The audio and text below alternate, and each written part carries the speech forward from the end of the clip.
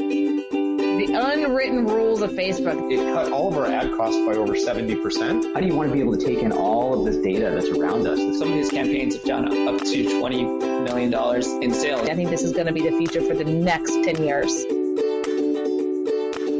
And now here is The Win with your hostess, serial entrepreneur, marketeer, and chief sexy boss, Heather Havenwood.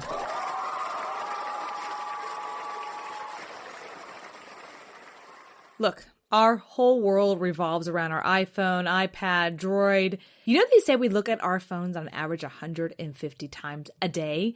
And if you're a small business and want to actually grow, you need to reach people where they're looking at and listening the most, their smartphones. See, marketing via text messaging is a great way to start, and it's super easy. Just text the word START to 72,000 to learn more about my friends at Mobit. They're marketing experts, and they will show you how to use text messaging for your business and to get more leads and convert them amazingly. Again, text the word START to 72,000. Again, that's text the word START, S-T-A-R-T, to 72,000.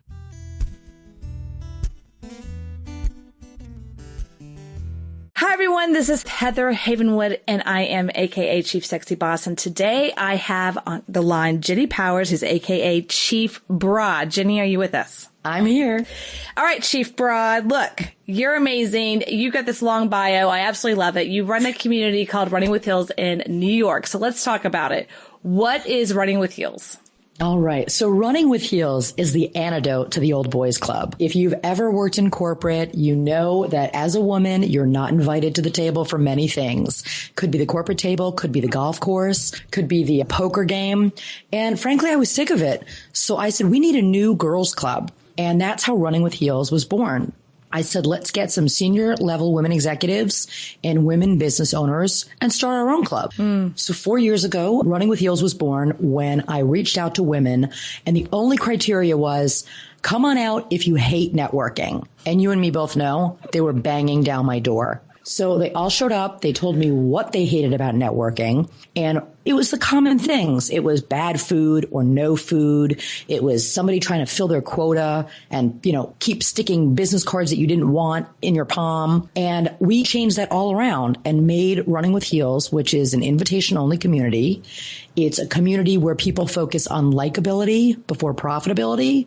And it's a place where we can sort of, dress up and take ourselves out on a date while doing business. Okay, I absolutely love that. So there's a couple things I want to talk about with the networking with women. So as you know, and people listening know that I've run over 350 events in my day. I stopped counting at that point, so I'm sure it's more. And so I know what it's like to be in an event. And you're right. I've never really acknowledged that publicly, but I don't like networking. People always say, Heather, you're great at it. But it's out of this spite. You know what I mean? Like I have to be, or I was taught at a very young age in corporate world how to be. But what's interesting to me from a woman's perspective is you're right. Men think that women are good at networking. And it's actually the opposite. We want to connect. We don't want to network. Guys love networking because it's that, what's up? What are you doing? What's up going on? Yeah, it's cool. It's cool. Yeah, it's cool. What's got going on? Yeah, let's go have some, beer later. Or let's play some golf or poker. Yeah, what's up? What's up? They have this bond around the what's up. And they could be 80 years old going, what's up? You're so cool. Let's do business. Yeah. All right, call me. Women don't do that. We don't do that. We want to ask you, we want to connect. We want to have a conversation that we're not screaming at each other over loud music. Absolutely. And so I kind of want to go down the scenario of this and a few things about Running with Heels that I found fascinating. And I kind of want you to expand on this invitation only society. Okay. So how did it get to that point? Why did you move into invitation only? Okay. Well, I just want to start that off by saying it wasn't intended, and it's still not intended, to be that red velvet rope. We're not saying we're better than anyone, but what we're saying is we want the best. And a lot of people were paying for events, showing up and saying, you know what? There's no one here I have anything in common with. People are at all different junctures of their career, which is fine, but you want to be in a place where it's your peers. You don't want to show up and constantly have to be that mentor. And, if you've got a 6-7 figure business, you don't want to be next to that woman woman that's like, yeah, I make bracelets while I'm watching, the soaps on TV and I'm going to sell them on Etsy. That's not what you're coming here for. So for us, it was really about looking at criteria of women and saying, are you a senior level woman executive? Are you an established business owner? Is this a business rather than a hobby? Mm-hmm. And the way it started out was we had these ambassadors, and those were the people that came to me and told me why they hated networking. So once I was able to sort of turn back the clock, or move the clock forward, I should say, and give networking the facelift that it needed, these women were like, okay, what can we do? How can we support this and make sure that it lasts? So they started inviting people that would add value and that would take away value from these kind of events. So that was how we got the first, 1,000 people into our database, because 30 of those women showed up and started giving us additional names for the database. Since then, we've got a great community that loves to support us. Great big word of mouth. A lot of us, when we love something, we tell everyone. So they spread the word. We also have a place on our website where people can just request an invite, which is a 2-minute survey. And if we think you're the right fit, and to get entered on our mailing list and start getting invitations right away. So something I want to point out when you talked about, you kind of in a way apologize for being invitation only. But the thing is that men's club have always been invitation only. Mm-hmm. Like if you're a poker game, you got to be invited to that. If you're going to the golf game, you got to be invited to that. And then you have the old school, like the true old school boys club. Like you had to invite even Rotary. Like I was part of the Rotary Club, and it's technically really an old school boys club. They're trying to change it. But at the end of the day, you have to be invited by somebody else, so that's actually truly it's okay. It's just that women have this, we have to like one all, we have to be together and group and nurture one another. And I get that, but I agree with you, because I started a group many, many years ago. I stopped it is because I found that it was like, I wanted of like minds, and there are people showing up that, don't even have a business, or, one day I'd like to, and meanwhile I can't get a job. You know what I mean? And so that's great. It's just not the place for you. So I have a question. So during this process, it's been 4 years now, and then you started the broadcast bras building businesses. Where are you headed? What's the vision and goal here? Ooh, I am headed in so many different, Heather, sometimes I get dizzy. So where am I headed? I love networking. I love relationship building. And I want to teach as many people, the way to do it authentically, which is not the traditional way that we know how to network. My big bucket list thing is to write a book on networking. So that's where I'm headed. It's building out some of the programs I have. I have a program right now called Running with Circles, which is here in New York. It's a 6-month mastermind accountability group. We just beta tested the first 2 circles. They were a hit. We have 100% renewal, which I did not expect. I expected kind of like 6 months, one and done, you're out of here. They love it. And they're like, we want to build on it. So it's building out those mastermind circles and taking Running with Heels across the globe. I love that. So you're envisioning having Running with Heels around the country. Absolutely. That's awesome. And so with your book, what's the name of your book? Have you figured it out yet? I can't tell you yet. You can't tell me yet? It's secret. It's a secret. It's a secret. But it's going to be good. It's going to be good. It's going to be catchy. It's going to be catchy. Of course it is. Well, and it says here in your bio that you have a sassy little girl who plans to be president of the United States. So that's sassy enough, right? I love that, by the way. Yeah. And not only is she going to plan to be the president of the United States, but she's moving the White House to Brooklyn, New York, where we live. It'd probably be really nice there. Yeah, it's good because I hate packing, so I really don't want to move to Washington. I don't want to move to Washington. Talk about how you got on TED Talks. Oh, God. So this was a crazy thing. My whole life, I kept saying, I want to do a TED Talk. I want to do a TED Talk. I didn't even really know what it meant. I'd watched them. I love them, but I didn't know what a TED was, what a TEDx was. I didn't know if you got invited or if you applied. And one day I was waiting for an appointment and the appointment didn't show up because we had the appointment down 2 different days in our calendars. So here I am trying to kill time. And I said, I'm going to go on the TED website and find out what it is you do to do a TED Talk. And lo and behold, I find out that there's a TED Talk a month away. And the venue is the high school that I graduated from. Oh, my gosh. Yeah. And I'm like, are you kidding me? If this was not a sign, I don't know what is. So I end up applying and I get a call saying, hey, applications are done. And I'm like, whoa. They're not done because I submitted it and accepted it. Didn't say it was done. And they said, well, there's others. And I said, yeah, but there's none that are at the high school that I graduated from. Can you tell me of anyone else that's going to stand on the stage that stood on that stage 30 years ago and got a diploma. God, that is awesome. Yeah. And it was like a mic drop. Can you come in? Maybe we can talk to you and fit you in. So I was like, yeah. And meanwhile, I didn't know what I was going to talk about. So I was like, yeah, well, I can come in and I can tell you what I'm thinking of doing. But if you have any, feedback, meanwhile, I was like, I don't even know what I'm going to say. You're like me.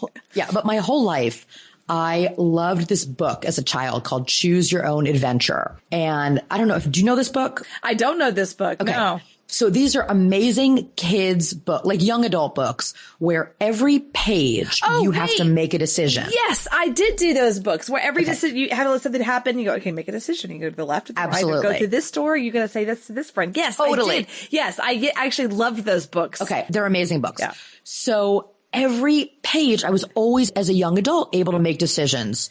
And I love that. And it made me so independent, and it made me feel like I had some control over my little life. And as I grew older, somehow I forgot to start making decisions for myself. And I would do it dress the way my friends dressed. I even went to college because the guy I liked went to that school. It was like, I just stopped making decisions. And I decided that this was something that I wanted to address during a TED Talk. And I wanted to be an inspiration to young girls everywhere to tell them, you should be making your own decisions. You need to choose your own adventure. And that's what my talk is about. In fact, 2 months ago, I actually went and got it tattooed on my inner wrist, much to my husband's displeasure. But it does say choose your own adventure. And I have to tell you, I've gotten very ballsy ever since I've had this on me now. Now I'm like zip lining, like doing all kinds of cool just because of the tattoo. I did not see that coming, by the way. That is so awesome. Surprise. So choose your own adventure. It's interesting you say that because I forgot I used to read those books. I actually forgot until you started talking about, I'm like, yeah, I actually did read those books all the time. And those are my favorite books to read. And you're right. It did give me, I don't know, it gave me like thinking skills. Yes. On how to think decisions through versus just read a book and let the book take you. It was more like, oh, I don't know. Definitely. What should I do? Should I go with that friend or this friend? It was usually like that, right? Yeah, it was like, do you go into the haunted house? Do you run by? Right. It's like, I don't know. Do I want to go in the adventure? And that's interesting that, God, that's really awesome. I'm in my head going, I completely forgot I used to read those. But it's true. There's somewhere along the way. And another thing that we have in common. So a college that I went to, the first college I went to, same thing. It wasn't a boy. I was a model at Macy's for like a weekend, one of these things. And their modeling thing is you had to walk out on the runway with a sweatshirt that was some college. And they gave me Baylor. It was like random. They're going down like the models, like you get A&M. Yeah, you get Baylor. It's just like there's no syncrasy. And I get this thing called Baylor and I go, oh, is this a college? I go, yeah, it's a really great college. I go, okay, well then I'll go there. You know what I mean? Like, da-da, that's it. That's it. Amazing. They're like, why'd you pick Baylor? I'm like, someone gave me a sweatshirt. I mean, and here I am at Baylor. So go Bears. So that's fascinating to me. You and I have the same comment. So when did that kind of light switch turn on? You say, you know what? I'm no longer going to stop thinking for myself. I'm going to start thinking for myself and choose your own adventure. Yeah. So this was like the best day of my life and the worst day of my life. So I married a guy. I thought I should because everyone told me to. We grew up together and it would have been this sweet little fairy tale had it worked out. And one day I was like, this is not working. And he knew it. I knew it. And I was like, we don't need to take any more time to figure this out. So that is when I chose my own adventure. And I said, I'm leaving. And it was like a huge thing. I mean, I had known this guy since I was a little girl. Oh my gosh. And I said, it's time to choose your own adventure, Jenny. And I had been freelancing, which is a constant hustle. So knowing that I was going to be on my own, I was like, you know what? You need some stability. You need benefits, girl. You need to get a full-time job. So I went to all my clients and I said, okay, who wants to hire me full-time? And I got this great gig as the vice president of a national nonprofit. So then I was like, okay, I've got my benefits. I've got my full-time job, got my own place. And that was my first adventure that I had really taken since I was a little kid and read those books. It was getting out of a marriage when I knew I shouldn't be in it.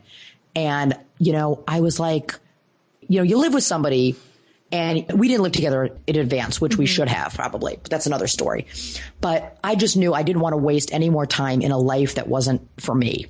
Well, I find that fascinating. You have all these stories I could piggy tail. I'm like, oh my God, I so relate. I was engaged at a young age in my 20s, and I knew it wasn't right. He's an amazing man. He's still a great guy. I knew it wasn't a fit, because I knew the moment that we went down the aisle, it was going to be like he was going to stick me in this really far suburb in the middle of Texas and like pregnant me in 5 minutes, and I was going to have 5 kids in like, some hick town. And I just had this like, kind of thing going on in my head, like just, that's not what you want, That's what everyone else is doing around me, right? So I thought that's what it's doing. So I tell my mom, I remember I'm sitting there at a coffee shop and tell my mom, I don't know if I really, and we're engaged, by the way. I got like a rock on my hand. Wow. And I'm like, I don't know if I really, love him.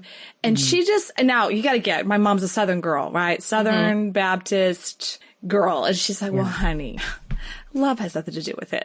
Oh boy. He'll take care of you for the rest of your life. You're good. And it was like, just like these mind-blowing fireworks that go on in my brain. Like, no, I actually want love, or something. So yeah, I did break it off, and it was this big dramatic, explosion, and it lasted for almost 2 years, on and again, off again, trying to, and it was me finding my way. It was me like getting my first apartment by myself, and I didn't have any furniture, and I'd figured out, and I went and bought my first couch. I mean, stuff like this. It's like, because he had everything. So I was like, I was just living in his world, and there's this moment of like, I want to create my own adventure and create my own path. It's scary, but you got to go out and do it. Yeah. Wow. I never saw. And, talking about the old boys club, I call it being the big boys and the sexy boss. And I'm curious in your experience in corporate world, because it sounds like you and I have some very similar paths, more than just one, is what was your experience in corporate world, and how did you, work with the boys club, or how did you deal with that? Well, it's funny, because before I had Running with Heels, I was almost always in a male dominated environment. Yeah. When I got out of college, I was a publicist for Major League Baseball players, and it was like I knew about sports, I knew about publicity, I knew what I was doing, but I was 20-something years old, and everyone was like, oh, she's so cute. And I was like, no, I'm like the head of crisis for baseball players. If there's a problem, I'm going to get you out of trouble. And they were like, that's nice. We like your outfit. Like, no one cared. And I so relate. I'm sorry. Yeah. And it was like, so I had to become like everyone's mother, everyone's date for an event that didn't have a date, like Girl Friday. And then I moved on to a bigger job doing events for athletes, same kind of thing. Everyone was like, oh, you're too pretty. You should get married. Or, you should find one of these ball players and marry them. And I was like, okay, this is my career, people. And I worked for the military. My boss was a 4-star general, and as much experience as I had raised millions of dollars. I had produced hundreds of events. And he would still say, can you make the coffee when the guests come so that it will look like I have a secretary? And if I tell you, I don't drink coffee, Heather, so I don't know how to make coffee. If I tell you I served coffee, the milk had gone bad. It was curdled. I didn't even know. I couldn't find a stirrer, so I stirred it with my Bic pen, and I gave it to them because they wanted coffee. And, from the military, they probably drink crap coffee to begin with. They didn't even know the difference. They didn't even know the difference. Yeah, they never asked me for it again. I'm laughing so hard. Oh my God. I so relate to, I have a story like that. When I was in the middle of my bankruptcy, I was on a plane. I just finished my bankruptcy and foreclosure, and I'm on this space of like, do I go back to entrepreneurship? And I had this gentleman I was sitting next to, random white stranger. He's probably in his 50s, and he did this little like nice little pat on my knee. He goes, honey, you're gonna be fine. You should just find a man and get married and just stop doing this entrepreneur thing. And it was kind of like this, wow, you would never say that to a guy. Can you imagine like just patting a guy on the knee? Why don't you go find a pretty girl, Just get pregnant her. You'll be fine. Yeah, I find it fascinating. And I didn't get mad at him. I just smiled and was like, wow. That was a fascinating moment. You know what I mean? Like, they just don't know any better. They just don't know any better. Yeah, I didn't get mad at them, but it's kind of funny. So it's interesting. It feels like sisterhood that I know you've been through that. Yes. And right now I have to say, because we were in the middle of a thing called election. Mm-hmm. And, this person called Hillary Clinton, Yeah, and, heard of her. I heard of her. I've never heard of her. Have you heard of her? Her office is actually right by our house. Is she really? Okay. I don't know if you're a fan or not, but for me, when people are talking about, why are they going to vote for her? Because of course they interviewed, the one thing they keep saying is because she's a woman, and nothing personal, but to me as a woman, I find that like offensive. Yes. For me, because I'm like, no, like you want her to not actually be voted in because of that. We fight to not be voted in because of that. We actually fight to be heard as a person. versus that thing called a woman. You know what I mean? It's like, I almost think it would be a detriment in a weird way to the voice and all the boys clubs and the business building we've all done. You know what I mean? It's kind of, I think agree. so. I mean, it really should be the best, most qualified candidate. Yes. You know, we've had an African-American president, which is amazing and historical. If Hillary does become the president, it's the first woman, 227 years of presidency, and we're getting a woman. Like, it's great and it's landmark and it's historical, but at the end of the day, we should be voting for who we believe is the best candidate. Right. Versus just a woman card. So I find it really, I love what you're doing. So tell me about what is the future and how can, like, in the masterminds that you're doing, what is the future of Running the Heels? What is the future of your broadcast? Like, where is Jenny Powers going? Oh God. You know, what's so funny? I hate to pack, so I don't really know where I'm going, but for me, it really is about spreading the word and reteaching what networking is, because I always tell people, forget the word networking. You know, people cringe from it. It's building relationships. It's helping and supporting one another. So, you know, my goal is really, like I said, to write a book to explain that so that I can get to as many people as possible. It's, you know, broadcast. I hope I can do broadcasts for years to come, because there's always going to be an inspiring woman out there that can share her story. And if one listener comes away with an iota of information that they didn't have that moves them forward, then I feel like we've done our job. You know, going to the different cities has been something that people have reached out to me for years, and I wasn't ready. You know, I'm a born and bred New Yorker. I don't know any place but New York. And, you know, so for me, I was like, no. You know, it's like the song. If I can make it here, I can make it anywhere, but I don't know that I want to go anywhere. Maybe I just want to stay here. But the calls, I mean, it was so complimentary and like humbling to have people say, come to LA, come to Chicago. So what I'm going to do is I'm going to do pop-up events, which basically means we come, we do a cameo, we do a pop-up, we bring the community together, and hopefully we'll be able to find women in these communities to sort of take on the role of Running with Heels ambassadors on a regular basis. Because, you know, I've got a business to run. I've got a child who is 7 and getting ready to run for president of the United States one day. I can't be in every city at once. So the goal is to really come and investigate and explore different cities and find our niche in all these places so we can, you know, work with women and help them to build their dreams, both just through growing their personal network and also through the masterminds, which are really about, you know, getting clarity on what your goals are, because clarity is so key. So many of us think we know what we want. And then if you ask them to put pen to paper, it's like, let me think about it. So it's really getting clear on where those goals are. And in our program, it's pushing people, you know, as far as they can go and making them accountable for saying, hey, this is what you want. How are you going to make it there? Mm-hmm. Let me ask you this, because everything you're saying is so amazing. I love the fact that you're going to be able to go across the country and be able to share this with other women. And as you know, this podcast I started is because I want to help people learn the art and science of winning again. Yes. You know, love it. I'm sure you see this all the time, especially having these women's events. What do you feel is, if you would say, strategies, tips, or tricks, or things that women are doing or not doing to win in their life? Well, I think a big thing is asking for what they want, asking for help. I think some of us do it. I think more of us need to. You know, for many people, they think that asking or not knowing something and asking a question is a sign of weakness. I think it is a sign of being a kick-ass broad. You know, if you don't know something and you're willing to say, teach me, I want to know, and make yourself vulnerable, people are going to have a lot of respect for you. You know, don't act like a know-it-all and really be standing there in the dark because you don't want to tell anyone that you don't really get what they're saying, or you don't get the lingo, or you don't know how to move forward. Mm-hmm. So, you know, I think that being comfortable with being uncomfortable is huge. I push myself out of my comfort zone to the point where I'm like, Jenny, are you a crazy person? Why are you doing these things? I mean, I'm the most unathletic person. I hate heights. And I saw this zip line. I was like, I'm going to do this so my daughter can show that I face my fears. And as I walked up the stairs of this zip line thing, I was practically crying. And I saw this wee little figure in her gold sequin jacket, because we were in Vegas. And she was waving at me. And I was like, you've got to do this. And of course, I looked at my wrist that said, choose your own adventure. And I plunged across Fremont Street in Las Vegas, screaming, hooting, and hollering like a lunatic. I survived. I got to the end and was like, never again. But I did it. And women, I can hear you like, oh my Lord. But women need to do that. You need to go out there and take the plunge and be a badass. Mm-hmm. Oh my God, I absolutely love that. You know, you really are setting the stage for your 7-year-old to be president of the United States, by the way. Just want to let you know you are. And I just love that you zip line. I actually, in Orlando, Florida, a couple of years back, I actually did skydiving. Oh, wow. Yeah. And it was like that. It was, of course, tandem. You know what I mean? And the guys, luckily the guy was behind me. So I get up there. I'm like, this is no problem. I'm up there. I'm actually, we're at 30,000 feet or whatever. And then all of a sudden the door opens and I'm like, oh no, this is a bad idea. And I start grabbing for everything. I mean, anything, people's hair.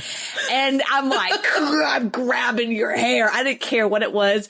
And the guy, of course, tandem is bigger than me. And he just like takes my hands and like shoves them across my chest, like wraps them and just like, we're going. And I was the first one out. He just like literally ran to the door and jumped me out. Oh, and I was like, I mean, it was like literally panic, fear, everything comes at you because you can't hold on to anything. Oh my God, that's wild. You're bold. I don't think I could do that. Know. So yeah, once I got down to the bottom, there was this, I did it, but there was definitely a not again. That was. Yeah, it was like, this better be on videotape because it's not happening again. Check mark done. Thank you for talking about the win, because honestly, this podcast is about how to win again. Yeah. And overcoming something that happens, whatever that is, small, big, large, whatever, and overcoming that. And I think that's part of life. And that comes from being challenged. And there's a story that a gentleman who's escaping me right now, and I apologize, I want to say Tom Hopkins, but I can't sure that's true. But he talked about how he went diving and he looked at this reef. Okay. Mm-hmm. And on one side of the reef, it was very calm. It was very calm. On the other side of the reef, it was where the current was going. It was back and forth and back and forth and back and forth. A lot of current going on and stuff like that. And he noticed that part of the reef, part of it was like withering, the part that was calm. And the other side, it was just, there's all these beautiful things that were growing on the reef. And it was just beautiful on the side that was a ton of current. He actually had a hard time staying there. Wow. And he asked the dive master, he goes, why is that? Because he goes, when the plants are challenged, they grow. When they're not challenged, they don't. And I just found that so beautiful. It's so true. It's like when we're challenged, we grow. And when we're not, it takes that to thrive. Yeah, absolutely. So when you're ziplining down Vegas Boulevard, you're thriving. So thank you for being here today. How can people find you if they want to be a part of your group? How do they find you? Oh, thank you for asking. The easiest way to find us is to go to the website, which is www.running-with WITH-heels, HEELS.com. And from there, you can hit us up on all of our social media, whether it's LinkedIn, Twitter, Instagram, pretty soon, Facebook Live, coming anywhere soon. Coming anywhere soon. And if they want to hire you as a speaker. So that would be great. I would love that. As you can tell, I like to talk. Right on our website, there is a place where you can go. I think it's the fact page, the FAQ page, and it says book Jenny as a speaker. So you can go right there and do that. Awesome. Well, thank you, Jenny, for being here today. Any last words of things you want to say, or maybe a tip or trick in life that you want to share with our listeners? Oh, goodness. Choose your own adventure, ladies. I knew you were going to say that. Choose your own adventure. Choose your own adventure. You don't need to tattoo it to believe it. You should create bracelets with that. I'd buy it. I know. All right. Look at this. I've got one customer. I do. Yeah. Now I'm going to be that woman on Etsy that I made fun of. Yes. But it'll be a side project. Don't worry about it. Well, thank you for being here. Thank you for everyone. And listen to The Win with Heather Havenwood. Thank you for listening to The Win with Heather Havenwood. Interested in coaching with Heather? Go to heatherhavenwood.com and sign up for a business discovery consultation. Here is your free gift for listening. Get 3 audio chapters of Heather's book, Sexy Boss, How Women Empowerment is Changing the Rulebook, when you text the word sexy to 72000. Again, text the word sexy, that is SEXY, to 72000, and receive your 3 audiobook chapters. Number is good only in North America. For outside the USA, text SEXY to +1 323 457 2288. Text SEXY to +1 323 457 2288. Long distance charges may apply. Heather wants to hear from you. Questions you want answered on the show. Comments, interview requests. Email media@sexybossinc.com or leave a private voicemail. 51 Boss is me. Again, the number is 512-677-4763. Check out all of Heather's sites. heatherhavenwood.com, sexybossinc.com, e2lab.com, datingtriggers.com. This is a Sexy Boss Wrap. This podcast is a copyright of Havenwood Worldwide, LLC.